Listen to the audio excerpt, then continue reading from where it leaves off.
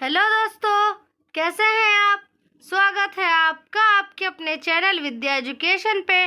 तो आज हम जानेंगे अमरनाथ धाम की कथा। अमरनाथ भगवान शिव का एक पवित्र तीर्थ धाम है। ये अमरनाथ धाम जम्मू कश्मीर के हिमालय क्षेत्र में स्थित एक गुफा के रूप में मौजूद है, जिसमें बाबा अमरनाथ की बर्फ से बनी शिवलिंग है। अमरनाथ की गुफा और इसमें बनी बर्फ की शिवलिंग प्राकृतिक रूप से बनी हुई है। इस धाम को हिंदू धर्म में बहुत पवित्र माना जाता है, जहां पर साल भर में लाखों श्रद्धालु दर्शन करने के लिए आते हैं। आज हम आपको इस वीडियो में अमरनाथ धाम के स्थापित होने की कथा के बारे में बताएंगे। एक समय की बात है जब भगवान शिव और माता पार्वती कैलाश पर्वत पर बैठे थे। तब माता पार्वती ने शिवजी से पूछा कि आपने अपने गले में ये रुद्राक्ष की माला क्यों पहनी हुई है। तब शिवजी ने पार्वती जी से कहा कि इस रुद्राक्ष की माला को उन्होंने सबसे पहले पार्वती जी के जन्म के समय पहना था, और जब जब माता पार्वती दोबारा जन्म लेती है और तब तब इस माला में एक एक मोती जोड़ा जाता है। तब माता पार्वती ने शिवजी से पूछा कि मैं ही क्यों हर बार मरती हूँ और दोबारा जन्म लेती हूँ। आपकी तो मृत्यु कभी नहीं होती, आप तो अजर अमर हैं, ऐसा क्यों है, इसके पीछे क्या कारण है। तब शिवजी कहते हैं कि मैं अमर कथा की वजह से अजर अमर हूँ। तब माता पार्वती ने पूछा कि ये अमर कथा क्या है, मुझे भी इसके बारे में जानना है। तब शिवजी कहते हैं कि मैं तुम्हें इस कथा के बारे में बताऊंगा, पर इसके लिए तुम्हें एक वादा करना होगा कि जब भी मैं तुम्हें ये कथा सुनाऊं तो तुम्हें जगे रहना होगा और बीच बीच में हुंकार भरते रहना होगा। तब माता पार्वती ये कथा सुनने के लिए बहुत उत्सुक थी, पर भगवान शिव नहीं चाहते थे कि उनके द्वारा बताए गए जीवन मृत्यु के इस रहस्य को कोई भी सुने। इसीलिए उन्होंने इस कथा को सुनाने के लिए एक सुनसान गुफा में जाने का निर्णय किया, ताकि कोई भी जीव जंतु प्राणी या देवी देवता उनके द्वारा सुनाई गई इस अमर कथा के गूढ़ रहस्य को ना सुन पाए। गुफा की ओर जाते हुए भगवान भोलेनाथ ने अपने शरीर पर मौजूद सभी वस्तुओं को एक एक करके छोड़ दिया और सबसे पहले अपने वाहन नंदी को पहलगांव में छोड़ दिया। उसके बाद अपनी जटा में लगे चंद्र को चंदनवाड़ी में छोड़ दिया। अपने गले में धारण करने वाले सांप को शेषनाग पर छोड़ दिया। यहाँ तक कि जिन 5 तत्वों को वह अपने अंदर विद्यमान रखते थे उन्हें भी पंचतरणी में त्याग कर गए और अपने पुत्र गणेश को भी गुड़ नामक पर्वत पर छोड़ कर गए।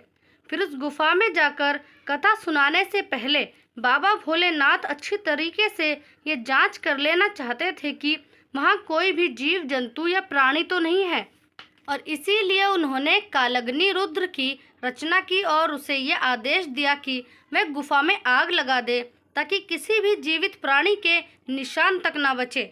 जब भगवान शिव ने ये पूरी तरीके से सुनिश्चित कर लिया कि अब वहाँ कोई नहीं है, तब वह गुफा के अंदर गए और वहाँ बिछी हुई हिरण की छाल पर बैठ गए।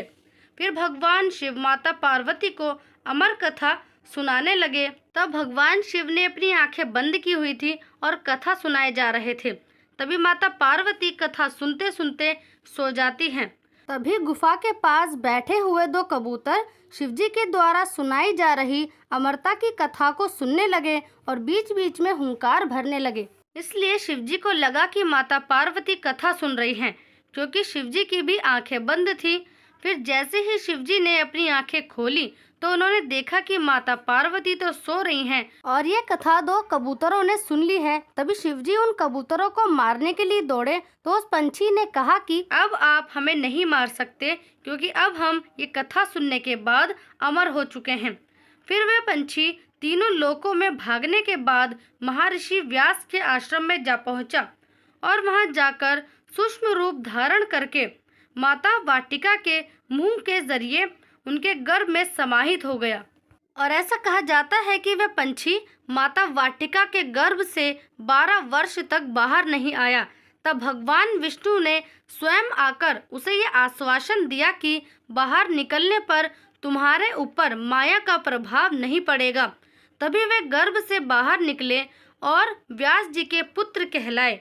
और जब तक वह पंछी माता वाटिका के गर्भ में था, तब माता वाटिका पूजा पाठ, हवन और तपस्या करती रहती थी, जिस वजह से उस पंछी रूपी पुत्र को गर्भ में ही सभी वेद, उपनिषद, दर्शन और पुराण आदि का ज्ञान हो चुका था।